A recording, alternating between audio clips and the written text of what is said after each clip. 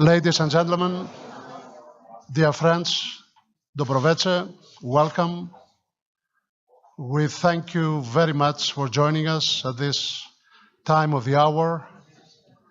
This panel will last for 1 hour and 15 minutes because we understand there is a very important session that will take place at the main hall on the Western Balkans. So we'll make every effort that we finish on time. I would like to thank sincerely the organizers for honoring me and inviting me for a consecutive 4th time. Professor Juricin, thank you very much, and Mr. Vlahovic, all of you. The topic of this session is how we increase the competitiveness of the Serbian economy. It is an extremely important session, and I am deeply honored and delighted to moderate and chair the session, which is composed by 6 very distinguished speakers. I will remember the good manners my mother taught me. I will introduce first the lady, Ms. Christine Richmond, the economist from the European Department of IMF from Calgary, Canada. I hope you know ski, Christine. If you do, you will need your slaloms here in order to move around, you know. We thank you very much. Of course, with us is Mr. Zoran DRAKULIĆ, that you know all better, the president of the Privrednik club and an important businessman in this country. Also with us is Mr. Vladislav LALIခြ, who is the regional property and expansion manager for Southeast Europe at the IKEA, Serbia, and of course he is participating as a member of the board of the Foreign Investors Council.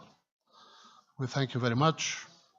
Mr. Zoran Petrović, the president of the managing board of Raiffeisen Bank, one of the 2 largest banks in Serbia, and a bank which has expanded very much in all East Europe, if I'm not mistaken. We have with us also Mr. Quentin, the Chief Executive Officer of Delhaize, Serbia, a company which have invested a lot and has put together many outlets all over Serbia. They are all over the Southeast Europe as well. In Greece, you are a very big investor. And of course, we have Mr. TYURDENEV Kirill, the Chief Executive Officer of NIS, perhaps the largest investor in this country. So I thank them all for participating. I must admit this is a very disciplined group. Every year I'm moderating a panel. We are losing 1 or 2 speakers. This time they're all extremely disciplined. I thank them very much for this. And they represent actually together, if you add the members of the Privrednik Club and you add the members of the Foreign Business Council, Investors Council, they represent, I would say, 90% of the gross domestic product of Serbia. So I'm deeply honored of moderating this panel. Before I ask the panelists to say a few words, to make some general comments about how we can increase the competitiveness in the Serbian economy, allow me to make 3 rather general points. First of all, addressing the issue of increasing competitiveness of the Serbian economy, in my view, in my humble view, means primarily continuation of the US accession process. It seems, again, in my view, that this year is the year of the Western Balkans in Brussels. Borisov was in Athens last Friday. We organized the Delphi Economic Forum. He said that he will definitely promote the agenda that the Western Balkans issue is discussed in Brussels quite extensively during his presidency. It will be followed by the Austrian presidency, which again is very keen to promote the issue in Brussels. So we do hope that these years to come will be quite important for the accession of Serbia to the European Union, which is extremely critical for the competitiveness of its economy. The second point, and obvious of course, that I have to make is that macroeconomic and political stability are preconditions for the development and strengthening of the competitiveness in Serbia. Serbia needs to continue the path of reforms, there is no doubt about it. A lot has been done, but I think we need to continue in many sectors, like the judiciary system, the labor law, and many others. And as you know, the World Economic Forum and many other organizations have lifted the ratings of Serbia regarding the competitiveness in its economy. The third point I would like to make is that the global changes are extremely running so fast in our times of digitalization that both public and private sectors in Serbia need to follow and adapt to the maximum possible the new technological trends, allocate funds for technical research, provide incentives to research teams, and connect industry with universities. State needs to give incentives, cheap loans for startups to boost development of business together with employment and promote overall economic development. So with these brief comments, let us start the general comments by our panelists, and then we'll go to the Q&A. I would like to start, as the program says, with the president of the Privrednik Club, Mr. Zoran DRAKULIĆ. Zoran, always first. Yeah. Always first. So thank you very much. And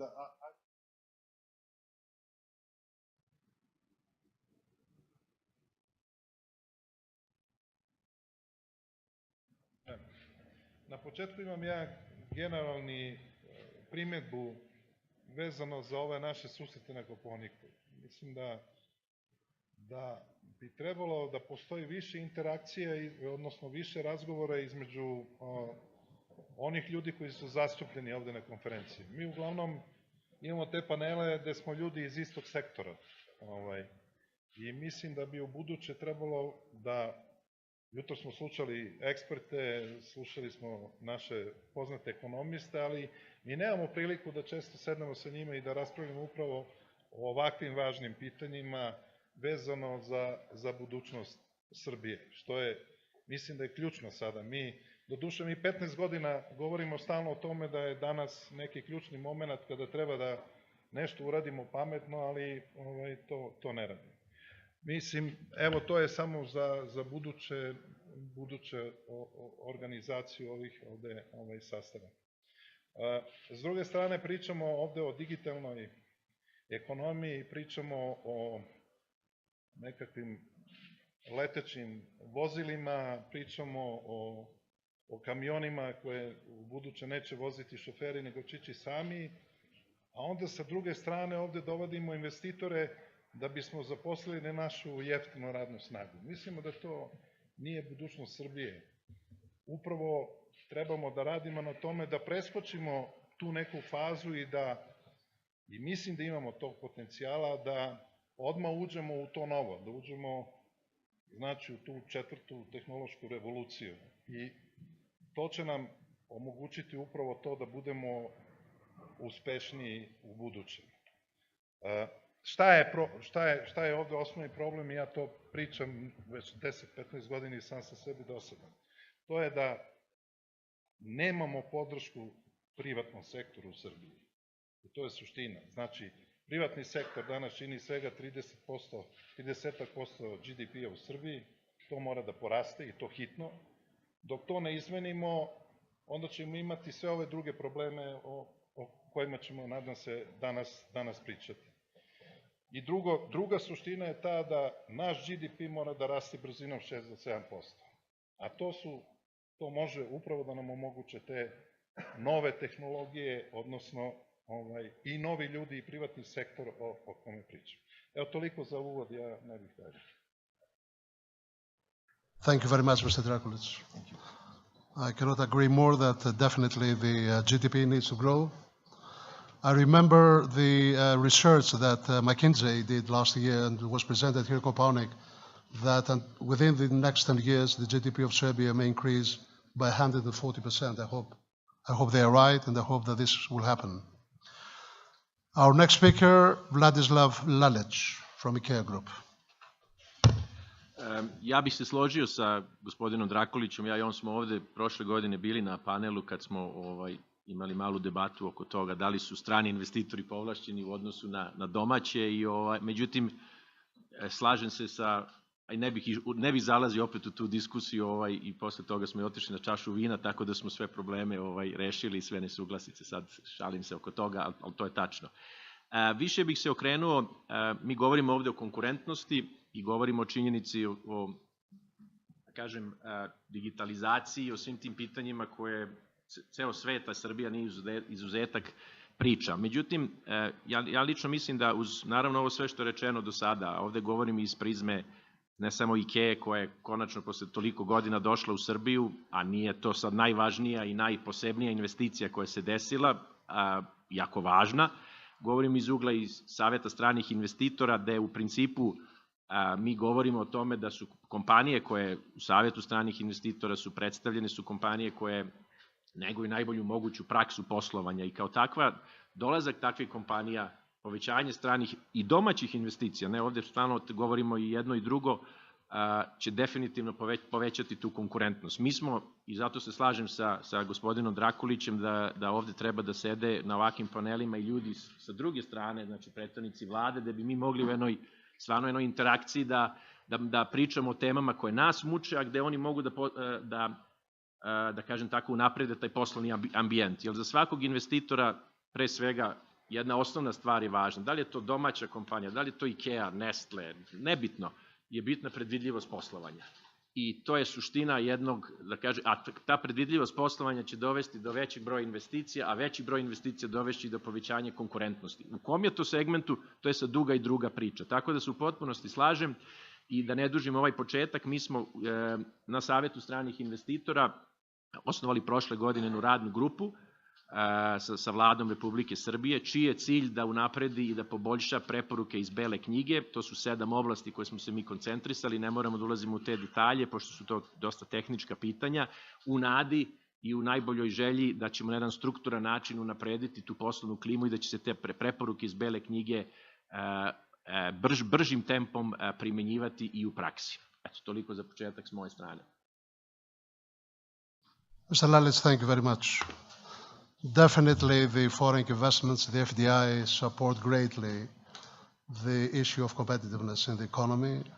And it is extremely encouraging that I understand 50% of the foreign investments which materialize in this region are coming to Serbia these days, which is a very good sign that this country will develop a little faster than others. Our next speaker, Mr. Zoran Petrović. The floor is yours. Dobroveče svima. Mogu bih da kažem dobroveče istomišljenici, pošto na istomišljenike ne vidim. Teško mi je da polemišim sa njima. Na ovu temu sam već jednom govorio na skupu koju je vodio gospodin TSOMOKOS i ponovit ću neke stvari. Ja mislim da mi možemo mi da pričamo o konkurentnosti koliko god hoćemo, ali dok god imamo državu ovoliku kolika jeste, od te priče baš nema mnogo. Dok god imamo državu koja je dominantan proizvođač GDP-a kod nas, možemo da pričamo koliko god hoćemo. Dok god imamo državu koja, opet kažem, je tolika kolika jeste kod nas, mi ne možemo da pričamo o preduzetništvu. Ja mislim da je cela priča kod nas priča kako da smanjimo državu, kako da svedemo državu na najmanju moguću meru, kako da država bude samo tamo gde je privatni monopol gori od državnog monopola, kako da država bude samo tamo gde je infrastruktura, bilo da je ona putna, bilo da je ona zdravstvo, bilo da je ona školstvo, ali to nam svih ovih godina nešto, ja bih rekao, slabo uspeva. Na kraju krajeva, ja mislim, cela priča je ta, možda će to malo biti kontroverzno, ali ipak ću da kažem, kako da smanjimo moć koju danas političari imaju zahvaljujući tome što upravljaju velikim asetima koji ključno doprinose BDP-u Srbije. Bez adresiranja tih pitanja, mislim, nema daljeg pomaka. Mi hoćemo da pričamo o preduzetništvu, ali kod nas još je ostalo ono Titovog vremena, da kažem, onaj odnos prema, ne znam, privatniku, gde kad kažeš privatnik, to zvuči nešto pežorativno. Ovde još uvek privatnici nisu naši heroji, a trebali bi da budu. Ovde umesto privatnika, za mene nije bitno da li su domaći ili strani, mi gledamo neka druga lica koja defiluju i dok god je tako, ja verujem, mi ćemo ići sporo. Guraće nas cela ova priča oko EU, dobro je to da smo radili fiskalnu konsolidaciju, dobro je da nemamo taj Damoklov mač, napravili smo velike propuste ranijih godina, uspeli smo da ne dođemo do 80% duga, uspeli smo da popravimo kreditni rejting, uspeli smo da sredimo knjige, uspeli smo da napravimo neke pomake u poslovnoj klimi. Jako dobro je da smo izmenili zakon o radu, bilo je hrabro da se to uradi, mnogi nisu to uradili 2001. 2002. Mislim da smo imali prvu izmenu i od tada do 2013. ništa. Mnogo smo kukali na tu temu, konačno smo napravili nekakav prodor. Dobro je da smo rešili pitanje građevinskih dozvola po kojoj smo bili jedna od najgorih zemalja na listi Doing Business. Dobro je da smo krenuli u e-reforme, ali ima toliko mnogo loših stvari u kojima smo jako spori. Dakle, imamo neefikasno sudstvo, imamo to da danas naše kompanije provode po sudovima ogromnu količinu vremena, imamo da ne funkcionišu nekakve osnovne institucije, ma koliko se hvalili da funkcionišu. Ja ću kasnije dati neke obične primere kojima ću da dokažem kako danas funkcionišu institucije koje bi u suštini trebale da štite nešto što je neko, da kažem, liberalno tržište i regulišu nešto što je liberalno tržište kod nas. Eto, toliko od mene za početak. Hvala.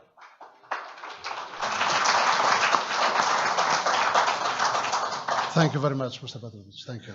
Thank you. Mr. Quentin from Delhaize. Good evening, ladies and gentlemen. I will start with a small statement that worries us as an international company, is that as of next year, Serbia will become one of the oldest countries in Europe, average age, or it will turn around 42 years old. So it's a point of worries also for us. Why I started by that is that today I will take two specific examples that are evolving around my business. Of course, the first one is the labor cost is very competitive in Serbia, but there is a tremendous effort has to be done on the education. Why that? Because the state or the education of the kids of Serbia and the government of Serbia should listen to the business, meaning to build together what are the needs of the future of the business and to build education courses for the future. This is a way where Serbia will become competitive, because the labor cost will remain low over the next years. But if the education is adapted to the needs of the private business, I can tell you that this will attract a tremendous number of international players, first thing. And the second, it will create a better bubble in terms of entrepreneurship. So this is the first things I would like to say. And the second is that Serbia is a diamond for agriculture. You just drop a seed and you have a tree. So this is the reality of Serbia. So I do think that Serbia should turn one of its economical development and being more competitive around the agriculture by any means. And agriculture is not only fruit and veg. This is meat business. This is dairy business. And if there is a true willingness of the government of going into the modernization, that will provide a lot of vocation among the farmers. And I can tell you that there is a lot of European businesses or European companies that will come to invest, develop a modernized agriculture, both for Serbia and for the export.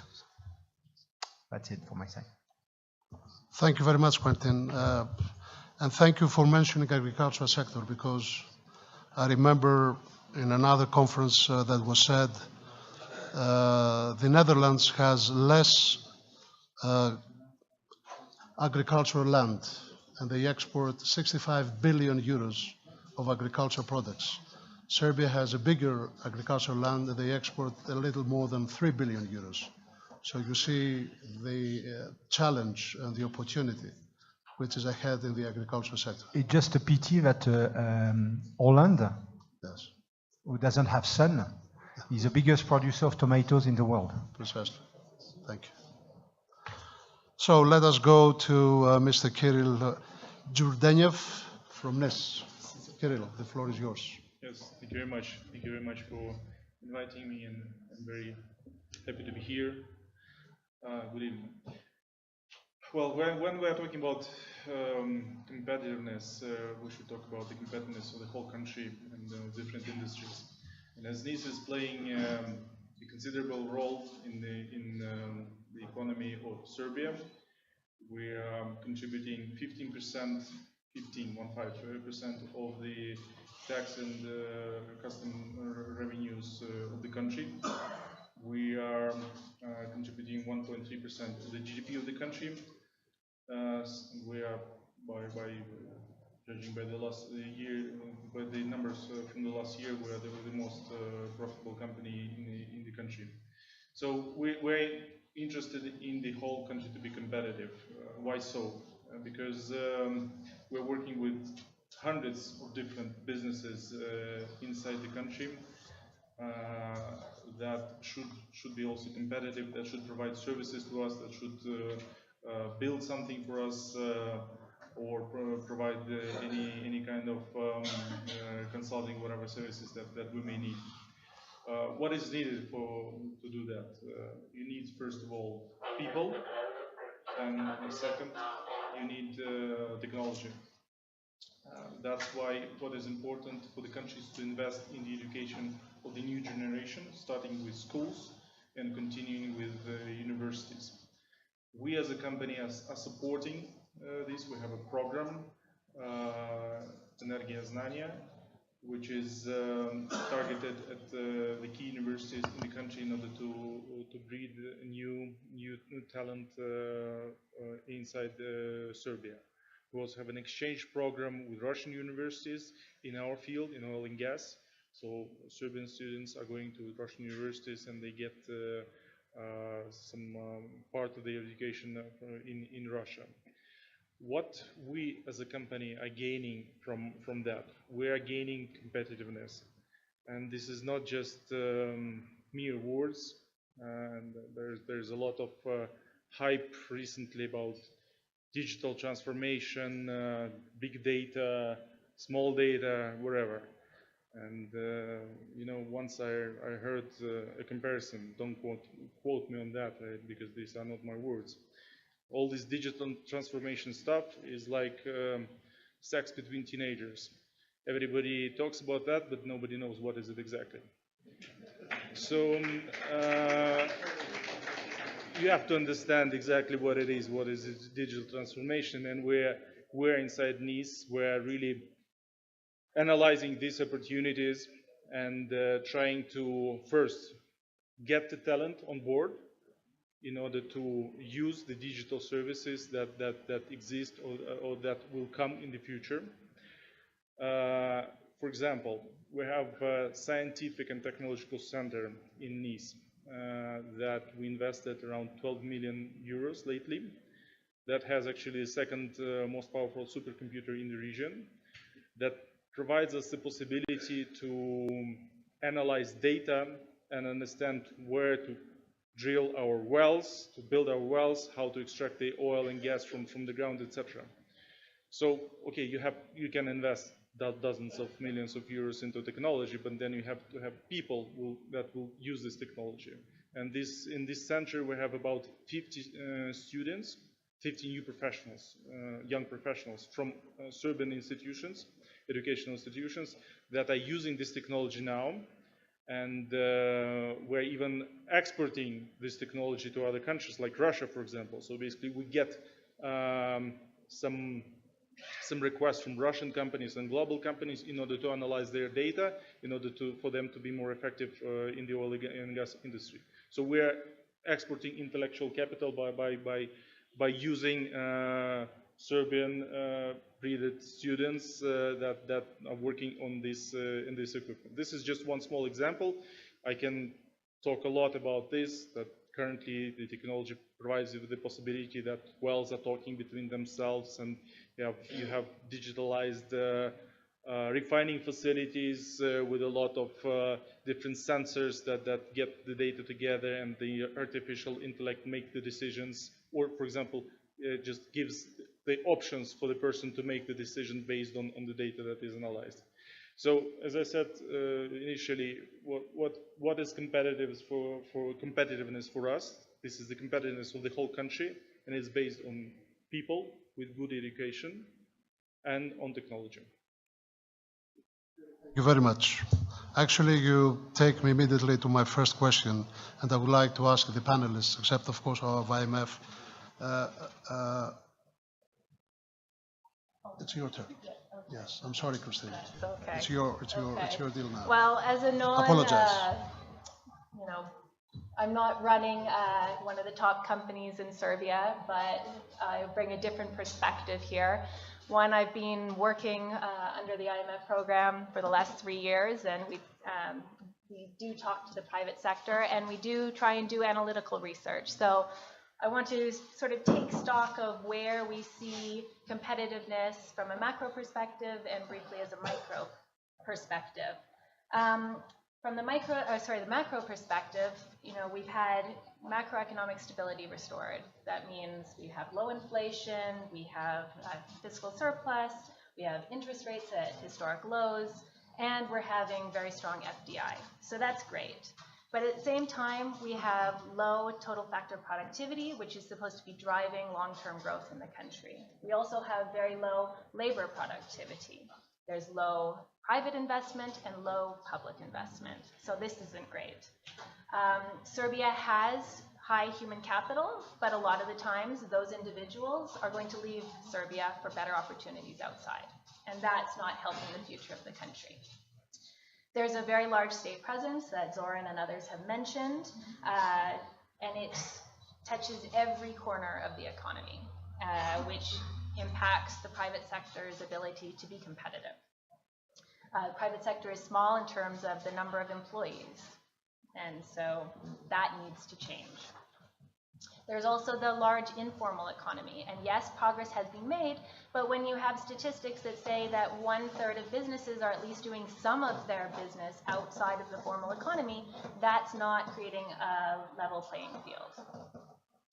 Turning to the micro perspective, using the data that's available on Serbia, you see that actually there's not very low, but low firm entry and firm exit. And also low net job creation rates. So you don't have this dynamism of firms being born, growing, shrinking, dying that you need for this creative destruction process. And there's a lot of barriers from the public or the governments that are putting in place that might be contributing to this. Again, using the data that's available, you find that less than 5% of firms in Serbia report doing R&D spending.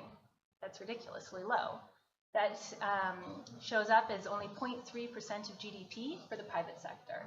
That you also have 0.3% of GDP spending on R&D by the public sector, but that's typically very inefficient as well.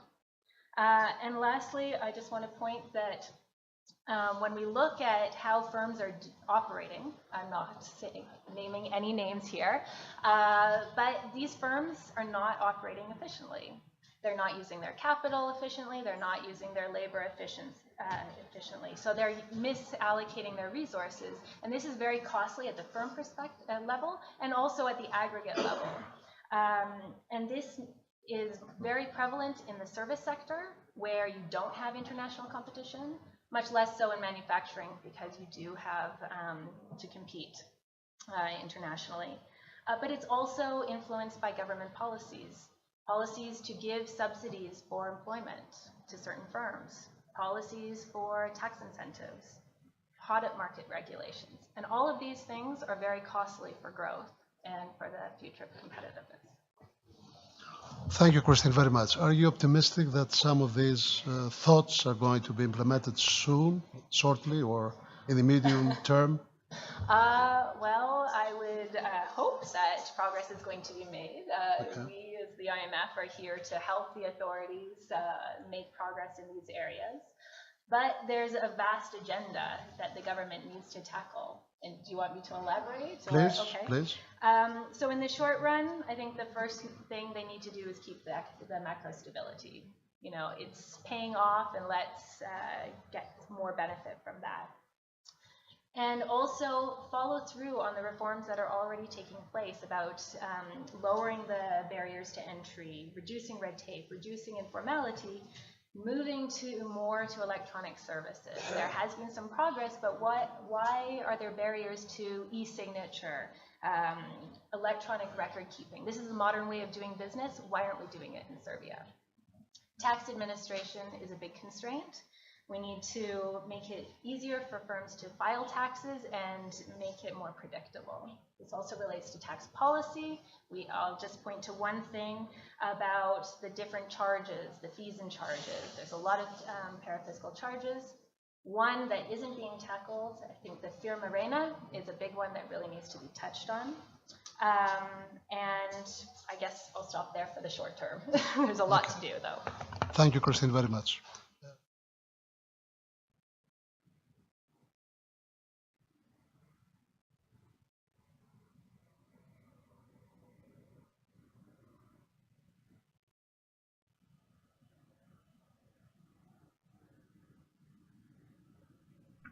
Quite some.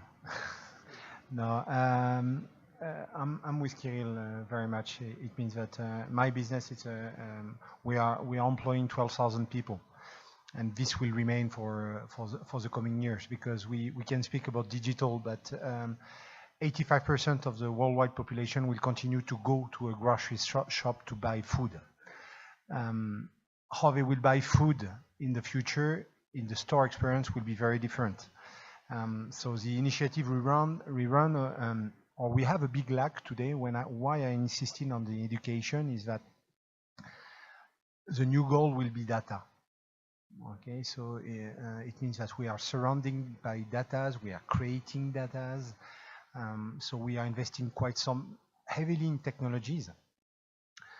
But the point is that at European level, for us, the technologies is very expensive. So if I had the ground of small entrepreneur or startup around digital use of data, that will create a new operating model, that will help me very much here in Serbia. So what we are doing, we are financing some small incubator hub, and I will not disclose the name, but so this is what we are doing. We are also trying to catch the best talent from the university and then train and develop them to the highest level. But unfortunately, the vast majority of them are leaving us for different reasons. So this is a challenge ahead of us. And we are starting to plug more and more, and I'm with you, Christine, about our R&D. Why? Because we are living through the fourth revolution, even if we don't know what is happening in the fourth revolution. But we need to be prepared to create and to develop the job of the future. So through the R&D, where we start to plug a bit of significant money at the group level, but here also in Serbia, we are quite confident that we'll find one or two job of the future where we'll get a true competitive advantage. This is valid for Serbia, but this is also valid for the entire world, at least the Delhaize world. So it means my colleagues or my peer in the US, in Greece, in Holland, in my native country, also in France. There is many companies who are in the food retail or in the food business that are trying to foresee the future. And last but not least, quite active in the digital transformation. The point is that there is many companies saying that I want to have the top class technology. I do believe that a technology, once it's on the market, it's already obsolete. The point is to choose the right technology that will be efficient for the next 5 to 10 years. this is the real challenge ahead of us. Because if you want to be always top-class technology, you have to change that every year. So this is one of the challenges ahead of us. Yeah. Any plans for immediate, investments in Serbia, Quentin? Yeah, we do invest. I mean, we invest 50 million euro yearly in our store transformation, in the expansion. It's not a secret that if we find a larger scale, the group is ready to follow. So it means that if I found a potential acquisition here in Serbia, we'll invest even more. We are also discussing in our group. We have the leader of the e-commerce in Holland, and the name is Bol.com. So it's way above Amazon in Holland. And I am in touch to integrate, and we are searching for data crunching, data scientists to establish a company here. So it means all the outsourcing parts. We do consider Serbia as a spot. The second thing is, this is not firm, but over the last 15 years, and it's a country I know because I was working there for 5 years, Poland was the magic kingdom of the outsourcing, whatever payroll or whatever outsourcing you can consider in Europe. Polish people or Polish workers starts to be not competitive in labor cost anymore. So a lot of companies, such as Delhaize, we do consider, and we are scanning here what are the possibilities to create hubs that will do our payroll, that will do our data crunching for the entire European group, not for US, but for the entire. So this is where we are. Thank you, Quentin. Kirill, any comments about further investments on? Well, since 2009, when Gazpromneft acquired a stake in Nice, Nice has invested 2.6 billion euros into Serbia and Romania, Bulgaria, and Bosnia and Herzegovina. But most of it went into Serbia. We just, in November 2017, we just adopted the strategy of the company until 2025. And we are supposed to invest another 2 billion euros into Serbia. Of course, part of it will go into new technologies, technologies in upstream, and we're currently working with a number of providers in order to identify these technologies. And as it was correctly mentioned, you have to understand the platform or the technology that will develop in the future and not die tomorrow. Yes. Not to invest into kind of Kodak photo machines, but better to invest in something digital. So the same goes for the refining. The same goes for sales and retail divisions, and for the electro energy. That's the plan. But again, you cannot just buy a solution from the market. You have to have people who exploit that solution in the correct way.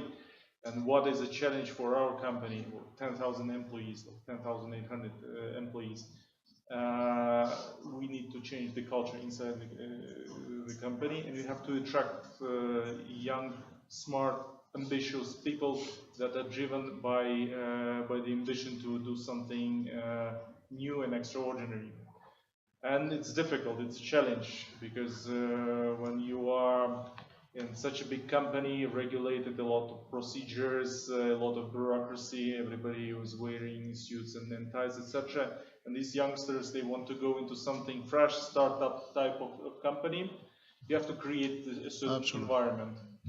And this is one of the challenges. And you have to spread this atmosphere of making decisions fast, into being agile, into bringing talent and having a meritocracy inside the company that allows young people, young professionals to grow inside the company and work on interesting solutions that bring value.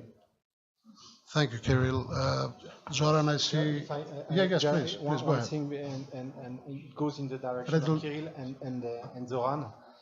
We were discussing this morning with Zoran PETROVIĆ.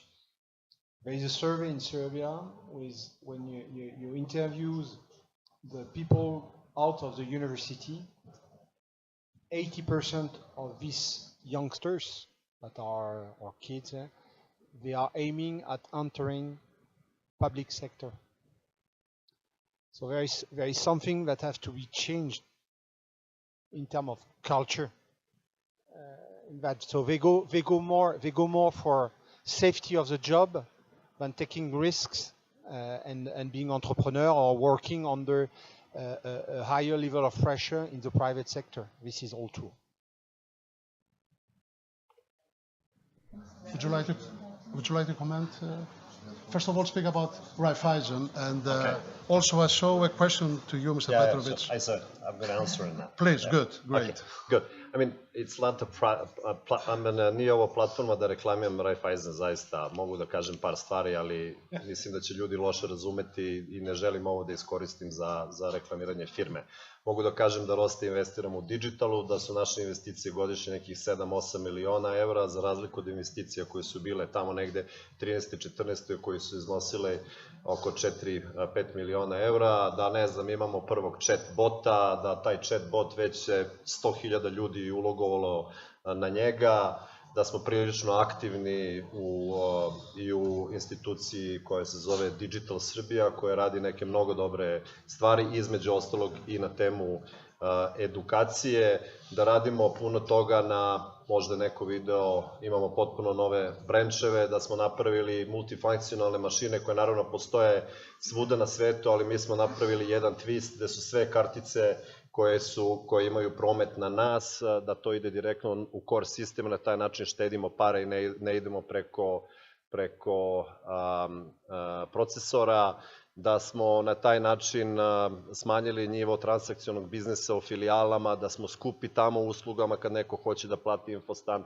ali nudimo sve za džabe ako hoće da rade digital, da želimo da naši ljudi koje tamo rade, koje koriste CRM, prodaju proizvode i naše servise na koje mi možemo da napravimo profit. Cela priča oko competitivenessa jeste priča oko povećanja produktivnosti.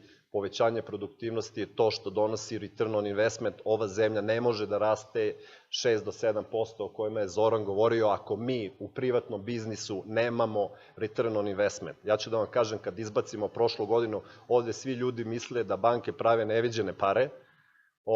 Prošle godine su napravili lovu na tome što su otpustili rezervisanja. Kad pogledate koliko su zaradili para, koliko im je porastao gross income, to nije ništa. U 5 godina, ne računajući prošlu godinu, znate koliko je prosječan prinos na investirani kapital u bankarskom sektoru? A kažem, 99% ljudi ne voli banke i misli da uzimaju veliku lovu. 1% point. Srbi ne bi stavio Ašovu zemlju za 1%.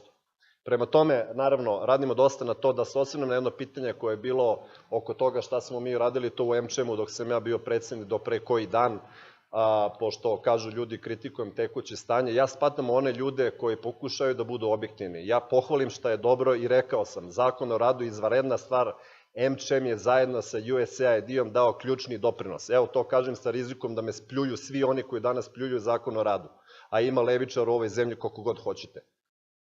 To je jedna stvar. Građevinske dozvole.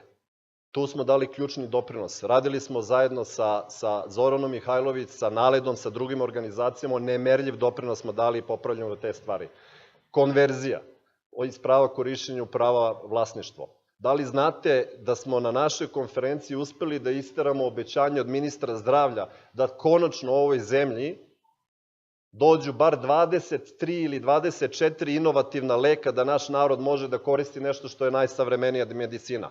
Da, jeste, imamo u članstvu naravno velike farma kompanije kojima je interes da prodamo, da prodaju nešto. Ali s druge strane, da li nama je interes danas da imamo najkvalitetnije lekove koje možemo da damo ljudima da koriste? Jeste. Evo, to su samo neke stvari koje je radio MČM i koji su uspesi MČM-a, da ne kažem da radimo na još puno stvari, imamo nekih 9 odbora, da ne kažem da ne pričamo danas o procedurama koje i dalje jesu kompleksne, bez obzira koliko se ko hvalio oko izvoza, uvoza i tako dalje. Dakle, ima jako puno stvari na kojima se radi. Ono što ja mogu samo da kažem jeste da, znači, uvek smo spremni da kažemo šta je to dobro. Ja mislim da je to valjan, jedini način da pričate sa ljudima koji su koji donose odluke jeste da im kažete objektivno stanje stvari. Ajmo da se pogledamo, da kažemo, ljudi, ovo je dobro. Ajde da makroekonomska stabilnost, o tome smo pričali, mislim da je to deja vu. Jako mi se sviđa na ovom forumu, naravno treba je očuvati, ali jako mi se sviđa što ovom na forumu pričamo o nekim novim stvarima. Jako mi se sviđa što pričamo o digitalu. Jako mi se sviđa što pričamo o obrazovanju. Taj NGO petlja za koji sam ja čuo tek pre 2 nedelje. Ljudi, ti ljudi su napravili program za naše klince 5. i 6. razred osnovne škole da uče algoritme. Znači, to je stvar koja nam je potrebna, koliko nam je potrebno znanje srpskog jezika. Sutra, preksutra, bez toga nema budućnosti. Evo, kažu ljudi, ne znam, za 5 do 10 godina će da izumru mnogi neki poslovi, ali doći će neki mnogi drugi. Bez tog znanja nekog osnovnog o algoritmima, pa mi nećemo moći da idemo napred. Znači, to su neke stvari koje radimo. Taj NGO je, recimo, bio jedan od, ne znam, 5-6 firmi koje smo razmatrali za našu godišnju MČM Hero nagradu koje smo dodelili čoveku sa ETF-a koje se bavi, verujte, u Srbiji, bavi se sa robotics. Čovjek za koga niste čuli, dr. Kosta Jovanović. Pogledajte malo na internetu. Evo, toliko s moje strane. Hvala.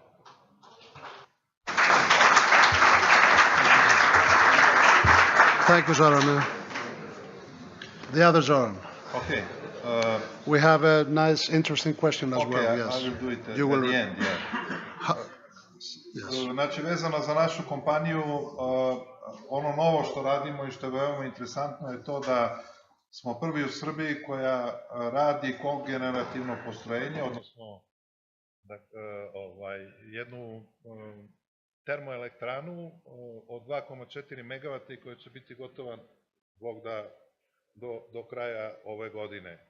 Znači, to je nešto što je prvo u Srbiji i ono što je interesantno, faktički niko neće raditi u toj centrali. Znači, obzirom da je to u okviru fabrike koja radi pelete za grejanje, sama ta elektrana će biti kompletno, da kažem, digitalna. I pratit će, znači, i proizvođač se iz svog centra i mi odavde.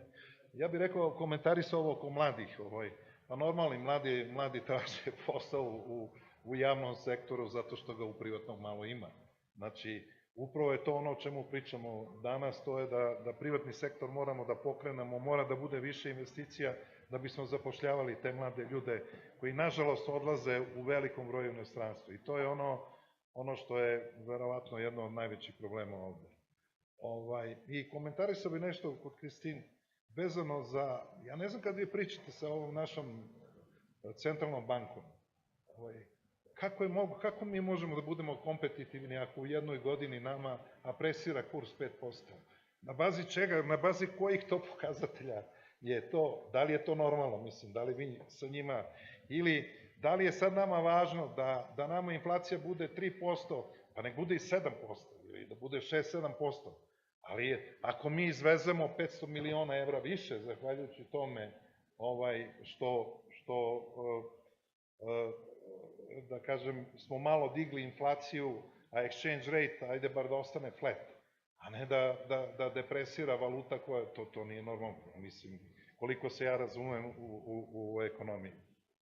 I ja, na ovo pitanje bih odgovorio, ja i dalje mislim da treba da preskočimo neke faze, ne treba da radimo, da idemo step by step. Mislim da uvođenjem kompjutera u osnovne škole i tako dalje, to govorimo o 15-20 godina, o preskakanju jedne faze, a znači ne treba da čekamo ovaj rumunski scenarij da to radimo 40 godina.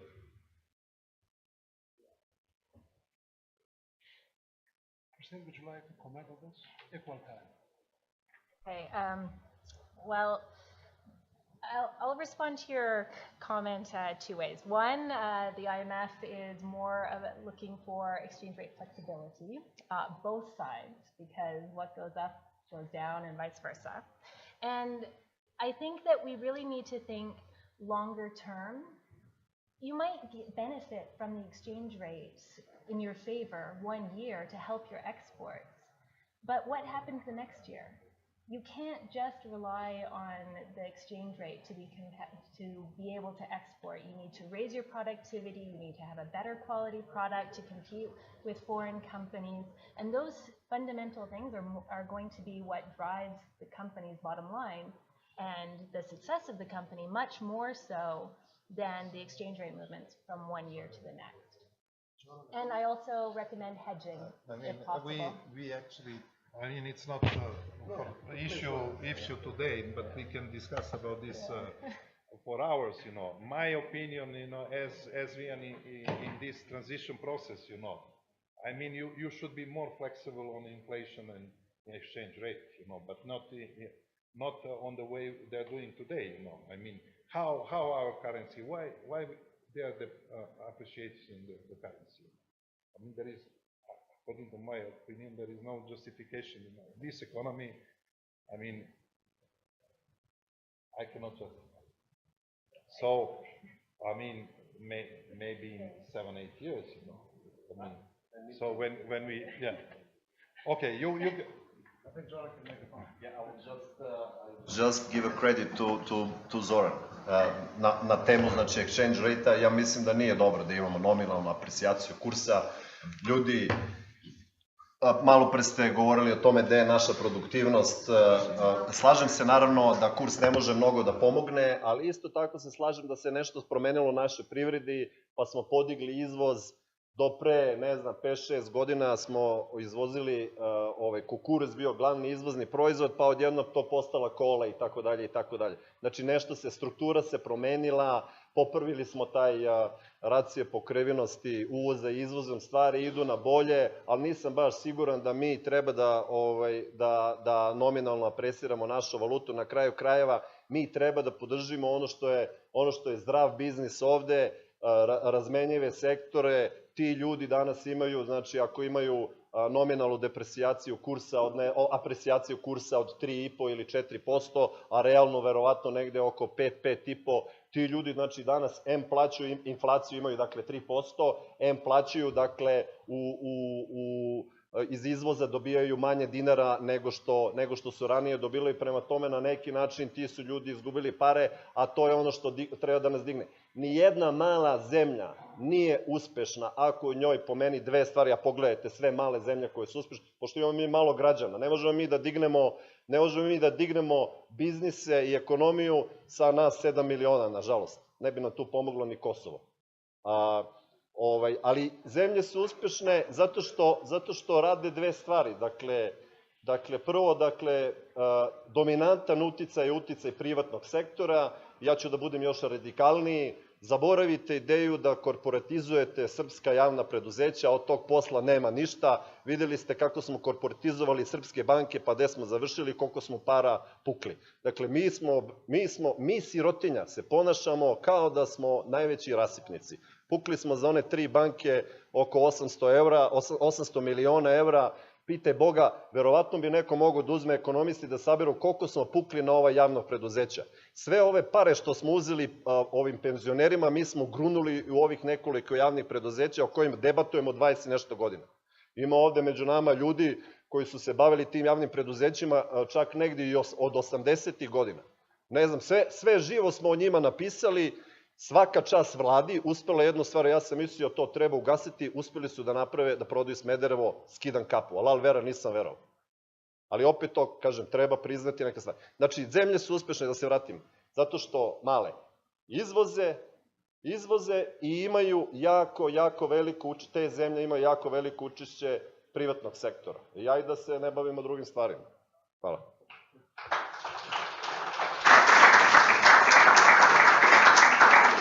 Vladislav, we understand you are building a new park. You are doing... Vrlo mi je teško sada da kažem nešto novo i sa manje strasti nego što je rekao Zoran Petrović, ali ajde da tako Zorane, hvala ti za ovu strast, a ja ću sad imam nezahvalnu ulogu da kažem nešto pametno kako bi me zadnjih 10 minuta slušali. Ali ima jedna stvar, sada da budemo malo i ozbiljni, složio bi se sa 98 stvari koje su ovde izrečene. Mi svi znamo da ova država sistem države ne funkcioniše, da taj sistem kao takav nije adekvatan prema bilo kakvim investitorima. Ali ja bih tu jednu stvar malo, možda sam u ovom trenutku još uvek optimističniji, jer skoro smo otvorili tu IKEA-inu robnu kuću posle toliko čekanja, pa kao i svakog čoveka i dalje me drži neki optimizam. Rekao da ipak mi imamo, a Zoran Petrović je spomenuo to, a ja ću to reći iz ugla druge organizacije, iako deo oko elektronskih građevinskih dozvola bih malo, jako vidim da je on jako osetljiv na to i ljubomorno zadržao da IKEA nešto doprinela, ali nek bude da je NALED i MČM doprineo 90%, mi 10%, da ne merimo, ali mislim da mi kao investitori, govorimo o privatnom sektoru, udeu privatnog sektora ekonomije, imamo jednu odgovornost prema tome da menjamo taj poslovni ambijent. I naravno, trebamo da budemo kritični, da kažemo ovo ne valja. Ovo valja, više ne valja nego što valja. Ali pošto znamo da živimo u zemlji koja je u takvoj fazi i koja je prošla kroz sve što je prošla, mislim da treba da imamo jednu odgovornost kako da doprinesemo se taj poslovni ambijent promeni. I ja mislim da svaka velika kompanija, da strani investitori, domaći investitori, uz naravno pozitivnu kritiku, treba aktivno i da učestvuju u promeni tom. Znači da jednostavno budu uporni u tome, konsistentni i da jednostavno na kraju tog puta, naravno, gledam opet optimistični, dođu do tog cilja. I zato mislim da sve ovo što smo rekli, ja ne mogu apsolutno ništa da opovrgnem, čak bih se složio sa svim tim, ali još dodao to da je bitno da sa te strane aktivno učestvujemo u tom promeni poslovnog miljeja, da i ako je to, da li je to na individualnom nivou svake kompanije, da li je to kroz organizacije, koje na kraju krajeva i ne bi trebale da postoje, da sistem funkcioniše, ali dobro, tako je. Kako je i mi moramo da shvatimo tu realnost dok se nešto ne promeni. Što se tiče daljih planova, mi vrlo kratko nastavljamo da širimo investiciju ovde u Srbiji, planiramo investiciju u jedan retail park do naše robne kuće, to je u fazi planiranja, radili smo studiju izvodljivosti, širit ćemo online poslovanje, to je nešto gde vidimo da postoji vrlo veliko interes i da građani jako dobro i potrošači reaguju na to, ne samo ovde, već u celom regionu, tako da ćemo stvoriti svu infrastrukturu da to podržimo, tako da sa te strane nastavljamo taj investicioni ciklus i dugoročno i otvaranjem druge robne kuće u Beogradu i onda ćemo videti dalje i za Srbiju. We have 6-7 minutes to go. One question for all the speakers. The pace of the technological change in the years to come will be huge. How this change will affect the future jobs in Serbia? What do you think? Who would you like to comment on this? No comment. No comment. Please, please. It's very important for everyone. I think. Yes, Kirill, please. If you allow me. Well, absolutely. I have a son. He's 2.5 years old, and sometimes I'm thinking what kind of profession he can get. And I started to read something about that, and the conclusion that I came is that the people, the young people, the children of our time will need to learn all the time. It's not possible to just get an education and then live with it. Even us at our age, and I'm 40, so I have to learn all the time. I have to always constantly go into deep dive into new subject matters. So for young people in Serbia, it's important to get an education that allows you to find the necessary information wherever. You can find it in Google, you can find it in the Encyclopedia Britannica, I don't know, you can find it anywhere. So this is the target for current children, teenagers, young people to be able to educate themselves and have a mind that is able to acquire new information, analyze it, and the rest the machines will do. Yeah, I can only agree. There is a new reality. So over the last 50 years, economical-wise, we were basically having an average speed, so that it was very low. Over the last 5 years, and with all the experts of the world, we are the speed is exponential. So it means that we are creating gigabyte or terabyte, or so the new reality is the exponential speed. And one of the small example about that is 10 years ago, we all been to our agency to book our vacation. Who is going to an agency to book his vacation right now? It's always internet. So the disruption and the speed of the technology is our new reality. So to answer to your question, I do not know how to read the crystal ball, but the companies that will understand the speed and will be agile with the speed will win. Vladislav, would you like to comment on this? Ja ne bih mnogo da komentarišem ovde, ali mislim da je to jako teško predvideti.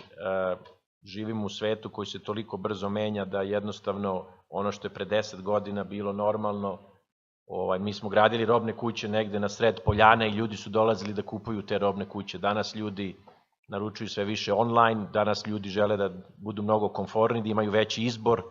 Sa te strane mislim da je budućnost u tome da ćemo mi morati što više u različitim poslovima da znamo onome što potrošači hoće i da u suštini anticipiramo neke njihove potrebe, navike i sve ostalo. To će vjerojatno biti putem kompjuterske tehnologije, telefona ili već čega, tako da je to vrlo nezahvalno pitanje.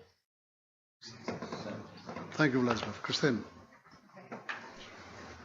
So your question made me think about a situation I'm going through. I have a 4-year-old daughter and I'm applying for schools actually for her. And we go to visit the schools, and a lot of the teachers say that 90% of the jobs that our children, my 4-year-old daughter will hold, haven't been created yet. So what we need to do is teach them how to learn to learn, and also learn to fail. Because we want entrepreneurship, we want this creative dynamics, and our generation is afraid to fail. That's why we want these public sector jobs and not take risks. So we have to get over the stigma, and I think that this can be taught in schools. Great comment.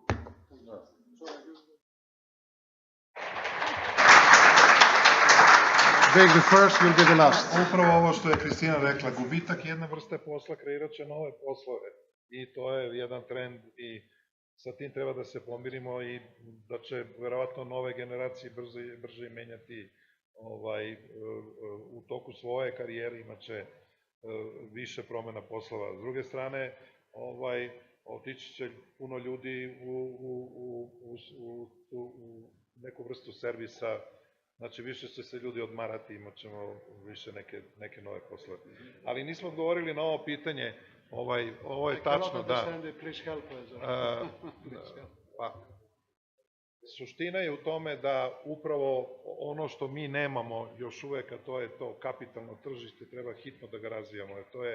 To je izvor najjeftinijog kapitala i onoga što može da pomogne mnogim privatnim kompanijama. I to isto govorimo godinama, niko ne radi na promociji tog tržišta. Mi, recimo, doneli smo jednu odluku sada u ovom našem Privredniku da formiramo jedan fond iz koga ćemo upravo, ideja nam je da finansiramo te nove firme, start-up firme i tako dalje, da krenemo možda od 1 miliona pa sa bankom da napravimo fond od 5-6 miliona, da krenemo nešto malo pa da se to, ali s druge strane moramo da razvijamo i to naše kapitalno tržište koje ne funkcioniše. Let us give a hand to all these excellent panelists that they came. It was a very stimulating discussion. Thank you all. Thank you.